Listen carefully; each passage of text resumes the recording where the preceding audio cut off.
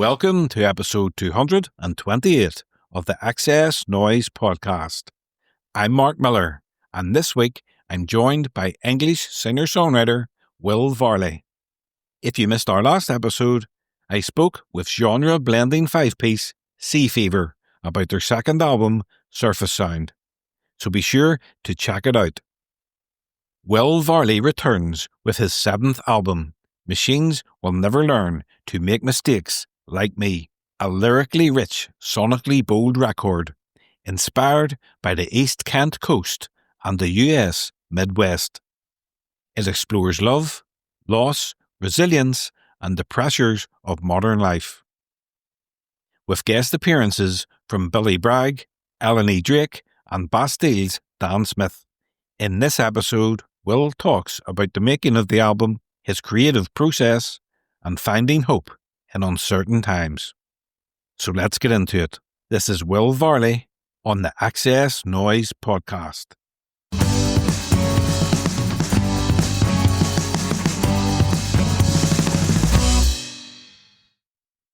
So hi Will, welcome to the XS Noize Podcast. Thanks for having me. Great to have you. You're about to release your seventh studio album, Machines Will Never Learn to Make Mistakes Like Me. So let's kick off with the album title. Where did that line come from and what does it say about the record? There's a song on the record of that title. And I guess I was thinking a lot about this whole kind of AI thing, how, that whether you're a musician or what kind of any job really, like I think people are pretty afraid of like what's coming with all of that stuff. And I guess it's kind of a link to that, and that humanity will always be humanity, whatever happens with all that stuff. We're still here. Have you tried to use AI in writing music? No, I haven't written any music. I've used it for like helping with like website stuff and things like that, but I haven't tried to. I mean, I've a friend of mine put in like write a song like Will Varley in the style of Will Varley, and so I've seen that. It wasn't bad, to be honest. It wasn't too far off the mark. But no, the process of like writing songs is for me like the cathartic element of it. It seems pointless to just get to the end point without the middle bit. There's kind of no point in that, to me at least. Well, I've heard some songwriters when they've been writing songs and they're maybe stuck on a lyric or something like that, and they put it in the ChatGPT and they've got a result and they've used it.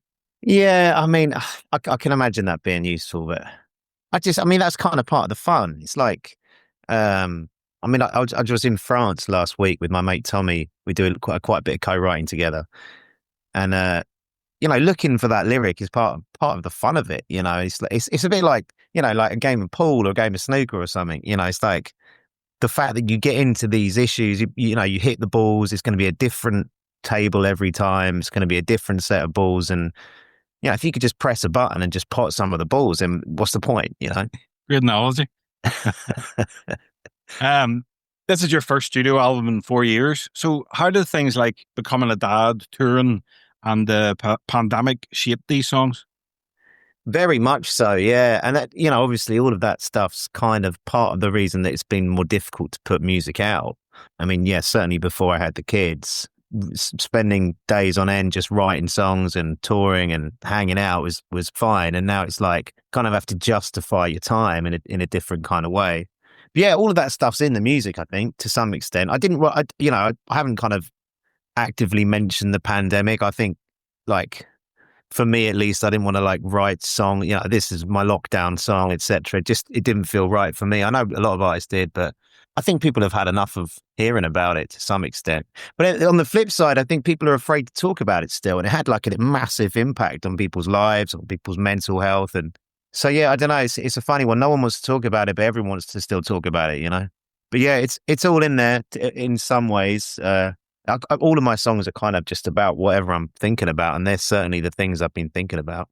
Has fatherhood changed how you write or tell stories, even without meaning to? Yeah, I think it probably has. I think it's probably changed everything about me to some extent, I kind of think back. It was sort of, so my oldest is 6 years old now, and like if I think back to 2018, there's a kind of like a fearlessness to life that you have before you have kids where, you know, if the worst thing that's going to happen is, you know, it's like once you've got the responsibility of the kids, it's like you have a whole different relationship to your kind of like to your life and how you, you know, what you got to stay around for, you know? And, yeah, so I think that's definitely seeped into the songwriting. I wrote a novel over the lockdown, and I think that had an effect too. And like, that's kind of about that. It's kind of about that change in kids, lockdown, not touring, and then kind of coming back around to it. So, I mean, it's all connected. Like the brain's just always going to like seep things in, you know, going back to ChatGPT, it's like, you can get an instant hit, but an instant fix to something, but it's like, you know, it's not really going to have all of that thought process behind it, you know? Yeah. Well, let's talk about the new single, Home Before the World Ends. It's beautiful and eerie in equal parts. What's the story behind it, starting with that phone call from the airport? Yeah. So I was in, I don't really smoke much weed, and I'd smoked weed for the first time in a long time with a friend of mine in LA. And I woke up the next day and I was going home. And it was when the lockdowns like were really starting to hit. And I got to the airport and I was kind of in this slightly kind of post-stoned sort of state. And it suddenly kind of felt like the world was ending. And I didn't know if I was still like lying on a sofa somewhere. It's still kind of like, you know, imagining everything. And yeah, I sort of like, the flight was actually fine, but I could see other flights were starting to be cancelled that day. And my wife was on the phone at home with our, at the time, like 1-year-old. And or two, maybe she was 2, and it was like this genuine sense that like I was going to get stuck in America. And I remember I just like off the cuff just said to her like, "I don't worry, be home before the world ends." And then it wasn't until like maybe like a year or two later, I was sitting with Tommy in the studio, and we were messing around with some chords and stuff, and I just sung that line, and he was like, "Yeah, that's good. Let's use it." You know, so it's often the case where something just sits around in the back of your mind for a while, and then suddenly out of nowhere, it feels like the right moment to use it. And then yeah, so we wrote the song, did like the kind of bones of it, and then went back to it again about 6 months later with like when we were starting to actually produce the album. And then it kind of took a long time for that song to find its way. And it's been knocking around for a while, and then when we finally got to recording this record, it was like started to fit into place. And then we got Dan Smith involved on the features. So yeah, it's been great. I'm really happy with it. Excited to get out into the world. It can start its little life. Yeah, there's quite a few collaborations on the album, and this one, as you said, has got Dan Smith from Bastille. So how did a Glastonbury run-in lead to the making of this track together? When did you think of him to get involved? Yeah, so Dan and I were mates kind of back in our very early days, playing like open mics, and there was a pub called the Grey Horse that actually the same guy, Tom Farah, and I used to run a night there, and Dan used to come and play with his keyboard, and he was just kind of part of the scene, you know, part of that, the hidden away nights in Wimbledon, and just bits and pieces when I was just around and he was around, and then didn't see him for a while, you know, and then suddenly the next thing you know, he's like in Bastille and they're everywhere, and it was like, wow, that's incredible. And we didn't really talk much for a good few years. You know, he was busy being in this like amazing massive band basically, and then I kind of like, what was it, Glastonbury, watching Paul McCartney play, and I had my kids with me, and it was like there was someone behind me, and I just turned around, and it was just completely randomly out of all the people, it was Dan Smith, and he was like, "Hey, Will," and like we kind of, you know, chatted and watched Paul McCartney play, sang "Hey Jude" together, and yeah, it was really nice. And then we were making the album, and it was like Tom and I just kept hearing his voice on this track because he's got such a distinct voice, and it was like we just kept hearing it, and it was like I reached out to him, and he was up for it. It was kind of fairly easy process, but you know, we were lucky. One of the standout tracks for me is Different Man. It sounds like a moment of reckoning. Was it one of the first songs written, or a turning point in the process? When did it come along? So a lot of these songs are written kind of not necessarily during the lockdown. I'd wrote a different album during the lockdown, but a lot of them are written kind of after, when things were opening up. I was trying to get back into touring. And that song, yeah, it was just kind of part of the body of work. I'm just starting to write the next record now. And I'll generally just sort of sit in this room that I'm in now and just like, I've got an old fashioned typewriter I like to use because you can't delete. You can't like press delete on it. You know, whatever you've written, it's there. And I'll just come in here, try and do like 3 or 4 days a week and just sort of like write. And sometimes you'll have 3 words at the end of the day, and sometimes you'll have 3 songs at the end of the day. And a lot of stuff doesn't get used, but Different Man just came very quickly one afternoon. And I was thinking about touring, and because I hadn't done it in a while. I was kind of thinking about that. Me and my agent were looking at getting some gigs together. It's like kind of thinking about like the effect that it actually has when you're going away for weeks on end and months on end, and trying to kind of like reintegrate with normal life can be a whole thing in itself, you know. So that's kind of where the song came from. When you're in that room and you're writing songs, you mentioned the typewriter. Are you sitting in front of the typewriter, or are you sitting there with a guitar, or acoustic guitar? A little bit of both. First? A little bit of both. Yeah. I mean, I'm very lucky to have that. It's not like a proper studio. It's just a little room above a shop, and it's like, you know, it's like a big cupboard basically. But it's a weird thing. Like when I used to write at home before we had the kids, that was fine. But then like trying to write, it's so little of it is actually writing, for me at least.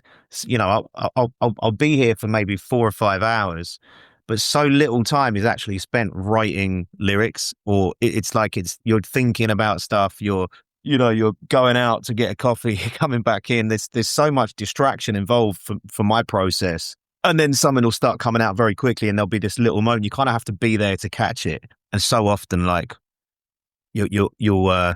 I'll just talk myself out of doing it, you know, because you might come here for 2 or 3 days and get nothing. But I'm lucky to be able to come here because my wife basically, if she watches me like so-called work or write songs at home, she'll just be like, "What are you doing? You're not working at all." Like you're watching a bit of TV, you're like standing in the garden, staring into space. Like this doesn't look anything like work to me, you know. So it's nice to be able to come here. You said that this album's about trying to be 100 people at once, you know. So you were saying there the themes of the songs weren't already with you; they just surfaced while you were writing. Absolutely, yeah. I didn't set out to kind of write anything in particular, like this album's going to be about this, but because the songs are written in fairly, I mean, I'd say like within the same 2-year period, and so they're going to be like certain things that I'm thinking about that kind of crop up. And yeah, I mean, like, I think I definitely have felt that kind of feeling of trying to be a dad, you know, trying to be a singer-songwriter, trying to be someone, you know, who's making a living for my family and all of these kind of things. And then also trying to kind of like keep hold of some part of yourself that's like kind of hopeful and young, and like, you know, there's some kind of future out there. You know, it's like it's really hard when you put on the TV or, you know, read the newspaper, and it's like it can feel pretty overwhelming, you know. But like with the kids around, it's like I've got to keep some kind of sense of like that kind of youthful hope, because otherwise like it's going to be a bad time. You've also said that you wrote in places like waiting rooms and service stations. So did that sense of dislocation open something creatively from those locations? Yeah, absolutely. So what I'll often do is I'll have something here that's kind of hashed out, and then I'll kind of take that around with me, you know. So wherever I am, you know, rather than getting my phone out and playing like, you know, some nonsense game, which we're all guilty of doing at some time in our lives, like scrolling through TikTok or whatever it is. I'll often I like to take out the song and just kind of have a look at it and tweak a few bits. And I think, yeah, that's like you say, being in a different, looking at something else, taking yourself out of the space. I think spaces often have they have like a limited amount of energy. You know, there's only so many. I feel like I'm about halfway through being able to write in this room, and I've been writing here for about 5 years, so it's been a really good room for me. But I think like, yeah, another 5 years time, I'll probably struggle to kind of get anything out of these walls. But as soon as you leave the situation, go and get the song out when you're waiting for a bus, or like you say, when we were in the hospital a lot. I had some problems with my voice, so I was kind of dealing with that stuff, and I just get the songs out and just have a look through. Like the words can kind of like mean something different in a different space, and then you'll see other meanings and see other things that you need to fill, all of that kind of stuff. But ChatGPT can probably do all that anyway. So yeah. It doesn't have the same passion or heart. Yeah, hopefully not yet. No. The sound of the album is lush and cinematic. So how did recording in your swamp studio with Tom Farrer bring it to life? Yeah, so it was quite a long process. Like I started with an album that I made myself, which I'd done the last record, Hole Around My Head, completely on my own in the studio. And I'd never done that before. I'd always worked with someone else kind of at the helm. And so yeah, I'd made this album. So I kind of just made another one, wrote quite quickly, wrote the songs and recorded it. And then Tommy like kind of came in around that time. And I think I was feeling like we could probably push this further than what I've been able to do on my own. And so we kind of started again. A lot of new songs came in, and I had other songs that I hadn't used. And I think you can either spend a lot of money and do it very quickly, or you can take a long, long time for not very much money and, come up with a similar kind of thing. So we were very much the latter. We don't have big budgets, but we put a lot of time into it. So we came in every week for like, a couple of months, basically just kind of hammering away at stuff and working on different parts and kind of rebuilding the songs and going back. And that whole process I've never gone so strongly into the production before. I mean, I've made albums in like a day. Kingsdown Sundown was recorded in one day. We just went in, I played the songs live, and then that's it. We were done. We did a couple of dubs over added a little bit of violin here and there. But so this was a whole different thing. And then we went with this guy, Simon Bloor, who's a really, well, first of all, we went to the Albion rooms with Jason Stafford and mixed the record. And Jason's incredible. And, that whole place, we had Cole Barrett coming in, listening to the tracks. And it was like, it's just like really awesome, magic time to kind of hear these songs really starting to come from what we'd been able to do alone, turning into something, just almost like on a whole different level. And then we took the songs to Simon Bloor in London and kind of went through another similar process of just adding in the features and just squeezing out that last bit over that summer. And by the time we finished, it was like 7 months of work. And I feel like, like you could probably go in with like Tommy's, it was the first record that Tommy had properly produced. It was the second album that I'd kind of produced. So it's like you could go in with someone who knew what they were doing and probably do it in a week. But yeah, it took us 6 months, and I'm happy with it. So yeah, and it does sound great. Thank you. The guests on the record, Billy Bragg, Eleni Drake, Dan Smith, really shine. What did those collaborations bring out in you, and were they done in person or remotely? So Eleni and Dan did it remotely. Eleni did it like amazingly quick. She just kind of, I sent the email to, I know her manager, and we're on the same record label. So I sent an email, and literally she got the track back in like a day, basically. And yeah, she's incredible. I'd fallen in love with her songs anyway, and kind of me and my wife have been listening to them, and I just think she's great. But she did it remotely. Dan did it remotely. Again, he just sent us, we sent him the stems, and then, a few weeks later, he sent us back the vocals with everything. He did like tons of work on it. He's like a real pro, kind of, as one would expect, these kind of beautiful harmonies, and brought some ideas and stuff to it. And it was great. And then Billy Bragg, we did in person. So we recorded that he came to Deal, to the Lighthouse, which is like kind of like my local, but amazing music venue in Deal. And he was doing a gig in Margate or something, and just kind of swung by on his way home. And he came in. I didn't want to do it in this space because it's quite cramped in here, and kind of thought so we used there's a flat above the pub, so we used that. And yeah, it was great. So he was one of my all-time heroes. And there we are singing together. And he had a track that he wanted to record, so we did that as well. And then he was looking out the window out the sea, and you can see on the beach there's a crazy golf. And he was like, "Do you want to go and play?" So we ended up, after we finished up the recording in about an hour and a half, and then we spent the afternoon playing crazy golf together. It was quite surreal. We ended up with, like, the score was 65-65, which so I think we need a rematch, basically. Yeah, absolutely. Maybe get another song out of it the next time. Yeah, exactly. Yeah. I'll be home before the golf ends. Yeah. Well, let's talk about Never Get Tired of Loving You. It's such a heartfelt expression of enduring affection. It's a beautiful love song. What can you tell me about that? Yeah, again, that song just came really quickly. It was like, I actually wrote it in my kitchen. My daughter started learning guitar, so she's got this little kind of travel size guitar. It's just sort of hanging in the kitchen. So I wrote it on that. I don't know, just pulled it down and started going. I mean, I'm a big fan of like some like the early Van Morrison stuff, Astral Weeks and all that kind of stuff. Into the Mystic. I mean, like, those songs are big songs in my like influence and like life, really. And I was just messing around with some of those kind of vibes and some of those chords, and yeah, it came out really quick, and the lyrics came out really quickly as well.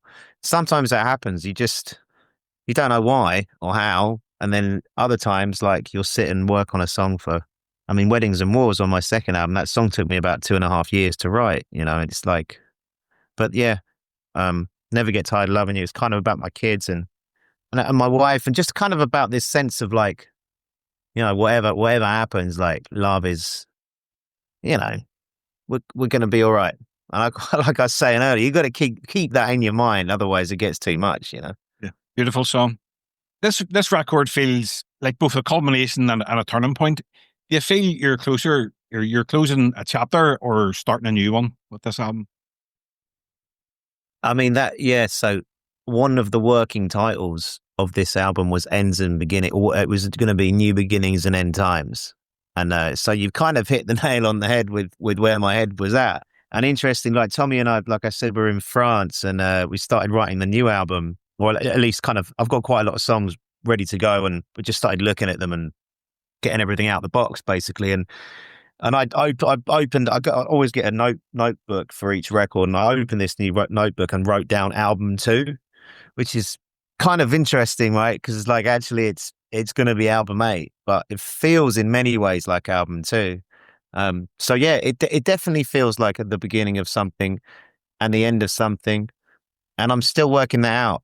And I think, like, this difference between when things finish and when things begin, and I don't know. It feels so much like I'm at the beginning of a new journey, but it also, like, I'm like nearly 20 years in. So That's good, isn't it? Yeah, it's cool.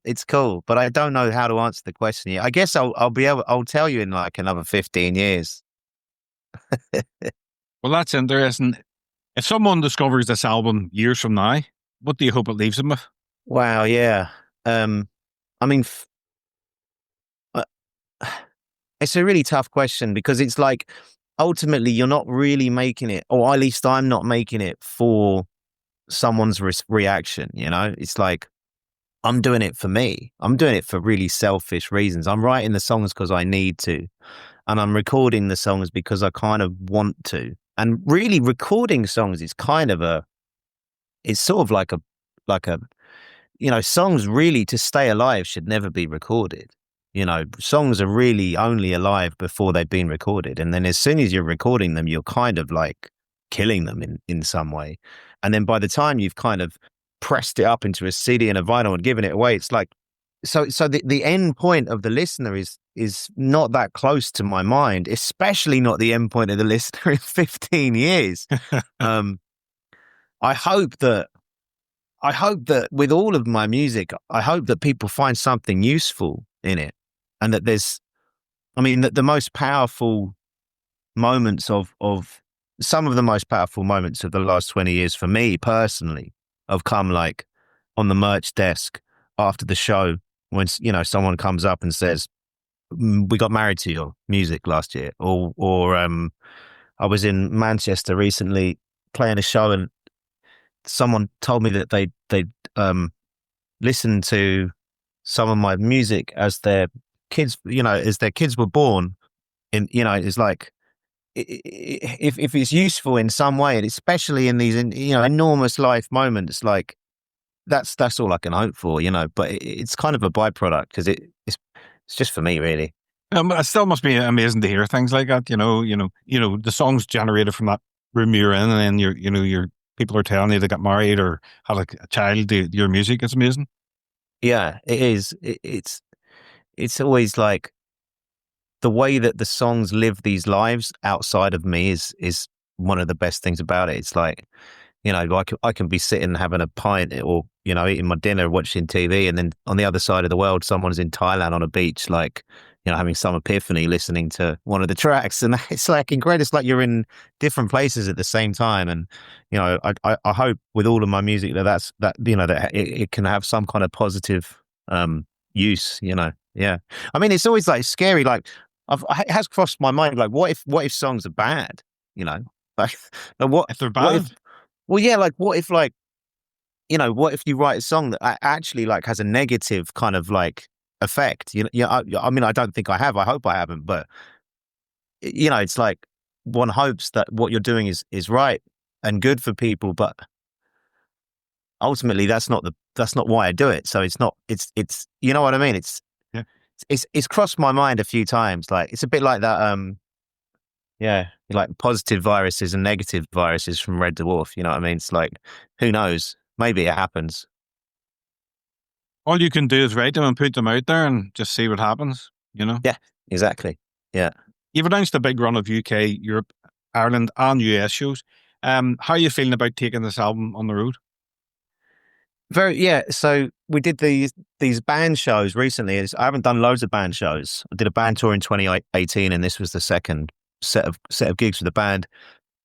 And it's a whole different thing. It's like, just the logistics of it, of like hotel rooms and everyone wants feeding and all that sort of, they want a roof over their head and meals and like, you're like, all right, well, it's like there's budgets to be considered it. Yeah, I mean, it's a different thing. I think the band is capable of delivering something stronger. And I think there's something that happens when a band's on form and when the crowd are all there and everyone's on the same kind of level, something is almost birthed between the two. There's something magical that kind of enters into the room, even if it's just for a flickering moment, just for a second. There's like this magic energy. And I think it's much harder to do that on your own. It's possible, but it's much harder and it lasts for a much shorter amount of time. So I'd like to do more with the band. A lot of the shows, like we're doing the US tour, which are just like prohibitively expensive to take a band out there for visas and flights and all that kind of stuff. And Europe's getting harder and harder to tour with the band. So I don't know whether I'll be able to do the band again. But either way, I mean, the live thing is really my favorite part of all of it. Like I say, when you've got new songs and you're playing them live, they're still alive. They're literally, in my mind, kind of moving things, like little machines that haven't been tied down yet or turned to stone. And yeah, there's really nothing like that for me. You find your songs evolve more live, as maybe the tour would go on, and you get different meanings from them, or you're playing them slightly different? Yeah, absolutely. And I think that, say a song like King for a King, which I've been singing since I was 22, 23. And so I played that probably more than any other song over the years. And I usually do play it because a lot of people want to hear that song. So I've played it a lot and I'm still working on it. I'm still kind of like, in a way, that's what I mean. Like, I'd rather it hadn't been recorded yet. I mean, that would be insane in this like modern world to not record songs because you can't make a living from it. But in a way, it should never have been recorded, or any song in a way shouldn't, because I'm still working it out. I'm still working on it. I don't change the lyrics that much anymore, although they have changed a little bit, and there's little changes that have happened that are different to the record. But also you're rediscovering the delivery of it every night, or I am, and That's one of the reasons. Okay, so talking about bands, I do like playing with the band. I like rehearsing. I like what it does live, but when you start rehearsing something too much and you know something too well, again, that starts to kill it for me. It's like, and bands obviously need to know what they're doing, right? You know, it's kind of unfair for me to take a band out and say, like, you know, we don't know what's going to happen tonight. Just hold tight. Let's see. No musician really wants to be in that position. But I love that. I love that sense of a solo show when I don't really know what's going to happen. And I don't quite know if I'm going to remember the words or if I'm going to sing them differently or if I very rarely write a set list for a solo show. I just kind of go out and play whatever I feel like. And that can be great, but it can also like be terrible. But I think living on that precipice, you know, teetering on the edge of chaos is like, it's kind of my favorite thing about it. But yeah, you know, I've got to work out a way of doing that with the band. I mean, you've been touring since you were 14, I think. Yeah. And you did the walking tours. I love that. You think you would ever do anything like that again? I'd love to. I'd really, yeah. I looked at doing the Bay Area. So like just going all the way around San Francisco. Because obviously the distances in the US is so much bigger. If I wanted to walk from one end to the other, it'd just take like, you know, lose like a year or two of my kids' lives. So that's right. I'd love to do it again. Yeah, I've thought about doing it in Europe. I think at some point I'd find it hard to justify to my wife at the moment. You know, it's like, oh, sorry, I need to go and walk for a month. Yeah. And there's also when I was doing it, there wasn't this pressure to kind of like document it on social media as there is now. So if I did it now, everyone would be like, oh, you got to get it on TikTok and on Instagram. So it wasn't really the point of it for me. You know, and in a way that ruins it. As soon as I'm going, hey guys, I'm on here I am. It's like, you know, I feel like it's like sometimes things are like over documented these days. You know, you lose the kind of whatever the reason is you were doing it, and it all becomes about making content. You know, it's like the experience of that walking tour. We didn't film it. We wrote a little blog every few days. We'd write something. That was it. And then it was all about the actual experience of doing it and playing the shows. And I think you struggle to do it like that now. Ireland would be perfect. Walk around Ireland. Only across the water. It's a really good idea. Yeah. I'm well up for that. Definitely. Good. I just got to clear it with my wife. Brilliant. Well, it's not far. I'm just across the pond or across the water, you know. Great musical heritage. And we could walk down Cypress Avenue. That's such a great idea, man. I'm up for it. I'm totally up. I'm going to look into it. Yeah, definitely. Well, let's run through a quick fire round. I'll name some of your albums, and you share the first memory, feeling, or story that comes to mind. Is that okay? Okay, sounds good. So we'll start off, obviously, with advert soundtracks. That album, all I think about is these kind of golden summers of like when I first moved to Kent and met Will Greenham and the Cocos Lovers guys and girls, and met my wife, and the Cocos Lovers had this red post van, like old post office van, and they just toured around the festivals and they just kind of took me along, and I wrote a lot of those songs in that van, and just like really golden summers, like great memories in my life. Yeah. Album 3, Postcards from Ursa Minor. So yeah, that was this is fun. This is like sort of time travel or something. I mean, I'm thinking about Frank Turner and Beans on Toast. I'm thinking about Extra Mile recordings, and thinking about this kind of like, we played Shepherd's Bush Empire on that album. Actually, no, it was around that time. It was no, that was a few years later. Actually, I'm getting confused. Right, so. It was it's still Frank Turner, Beans on Toast, and it was Tristan Ivor Me, and it was the beginning really of like feeling like I was getting somewhere. That record, yeah, and like we did a gig in Cardiff. I remember driving over the bridge and back to Bristol, and it was about 11 or midnight or something, and we turned the radio on, and one of the songs came on, Talking Cat Blues came in on the radio, and it's like, something's happening. Yeah. Well, it also had the track Seize the Night, which has nearly 6 million streams on Spotify. Yeah, it's done well, that song. People like that song. Yeah. Yeah. Why do you think it struck a chord? I think, I don't know. I don't know. I It's mean, just a great song. yeah, people, you never know which song people are going to go for. It's like often on an album, your favorite songs are like the ones that get the least attention. And not that I do like, I like that song, Did but it I don't know. surprise you? Did it surprise you? It's been very gradual. It's not, wasn't like I made that record and that song suddenly ended up on Radio 1. It was like, at the time, the album didn't feel like a massive success. It's just been a very gradual thing, and the plays on Spotify have just kind of over time have just kind of grown and grown, and so yeah, it's not surprising because it's happened very slowly. But if it had happened very quickly, it would be incredibly surprising. Yeah. Last one we'll go for album 5, Spirit of Mini. Yeah, so Spirit of Mini, that was when I was the Shepherd's Bush Empire, and that was the first band album. It was kind of, that was produced by Cameron McVeigh, who's this incredible human being who produced that record and then helped me produce Hole Around My Head in the lockdown.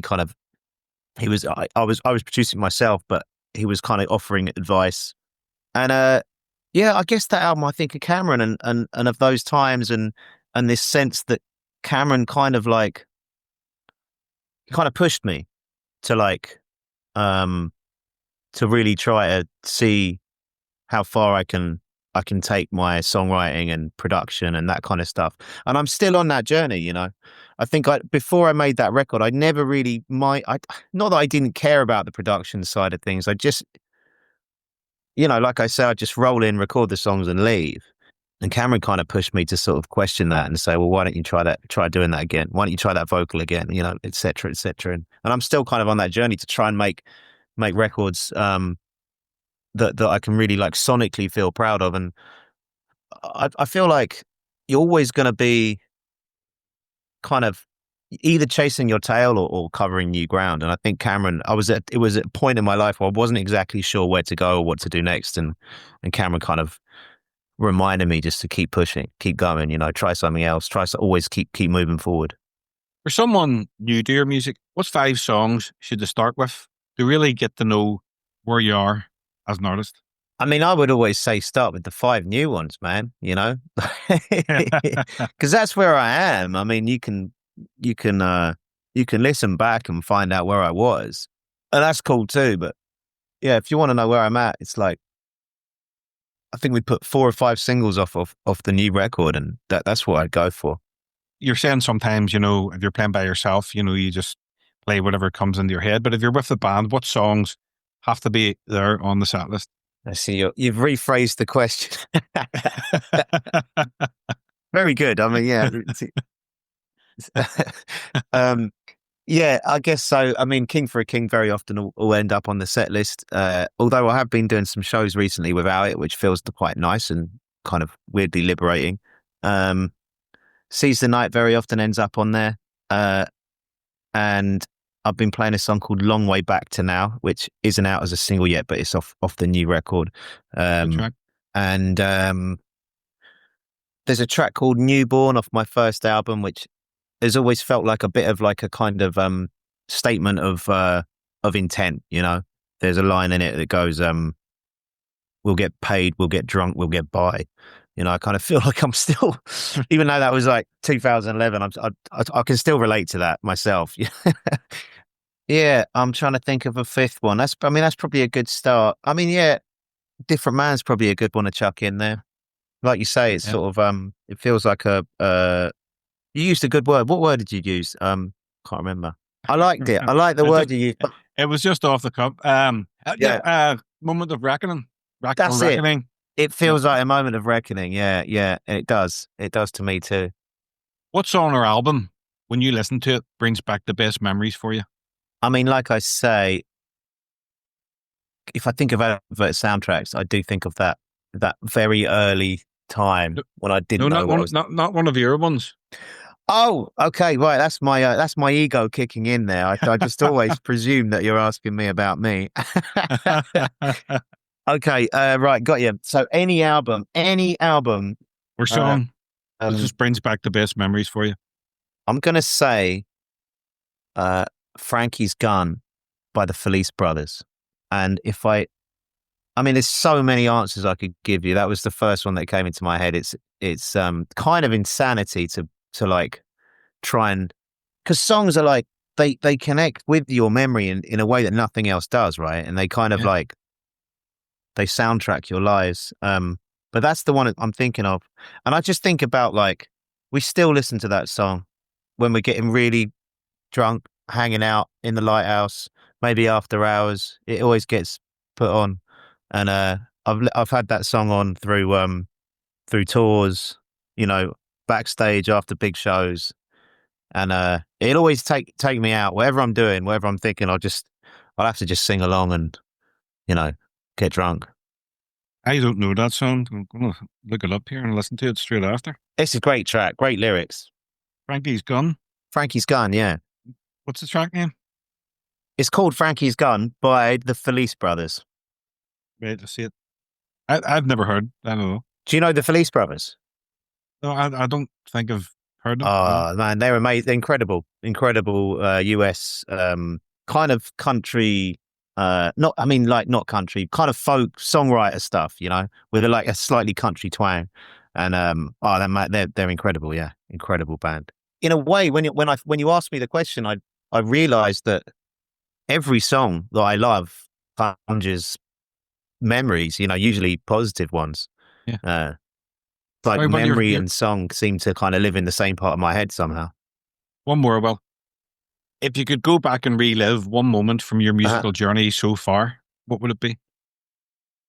Wow. Whoa, what a question.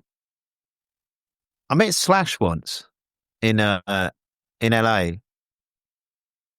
We were at a music venue watching a gig, and he came in, and I went over and I said, well, I'm a singer-songwriter, and I gave him my name. And I sat down, and I kind of wish I hadn't. Really? Yeah. I think if I go back, I could that's probably what I'd do. I'd probably just like watch Slash come in and not bother him. And what did he say when you told him that? He was quite nice. He's just like, oh, whatever. But he was just trying to have a night out, you know what I mean? But I feel bad about bothering him. So if I could change one thing, that's probably why I'd just leave Slash be. You mean, did you sort of cringe afterwards? Yeah, a little bit. Yeah. Yeah.